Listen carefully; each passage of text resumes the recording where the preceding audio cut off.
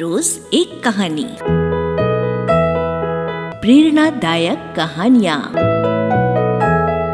मजदूर के जूते। एक बार एक शिक्षक संपन्न परिवार से संबंध रखने वाले एक युवा शिष्य के साथ कहीं टहलने निकले। उन्होंने देखा कि रास्ते में पुराने हो चुके एक जोड़ी जूते उतरे पड़े हैं, जो संभवतः पास के खेत में काम कर रहे गरीब मजदूर के थे, जो अब अपना काम खत्म करके घर वापस जाने की तैयारी कर रहा था। शिष्य को मजाक सूझा। उसने शिक्षक से कहा, गुरुजी, क्यों ना हम इन जूतों को कहीं छिपाकर झाड़ियों में छिप जाएं। जब वो मजदूर इन्हें यहाँ नहीं पाएगा तो घबराएगा तो बड़ा मज़ा आएगा। शिक्षक ने गंभीरता से कहा, किसी गरीब के साथ इस तरह का भद्दा मजाक करना ठीक नहीं बेटा।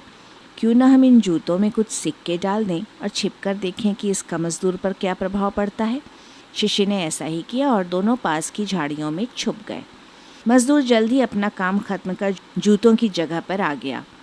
उसने जैसे ही एक पैर जूते में डाले, उसे किसी कठोर चीज़ का आभास हुआ। उसने जल्दी से जूते हाथ में लिए और देखा कि अंदर कुछ सिक्के पड़े हैं।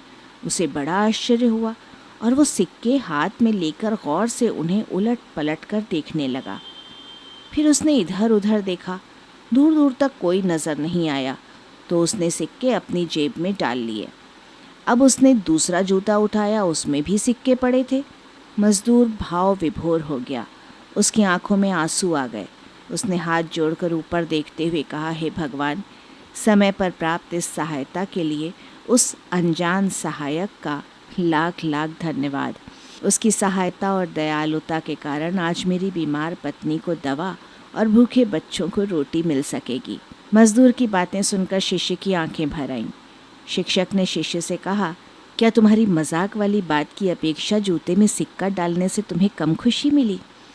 शिष्य बोला, आपने आज मुझे जो पाठ पढ़ाया है उसे मैं जीवन भर नहीं भूलूंगा।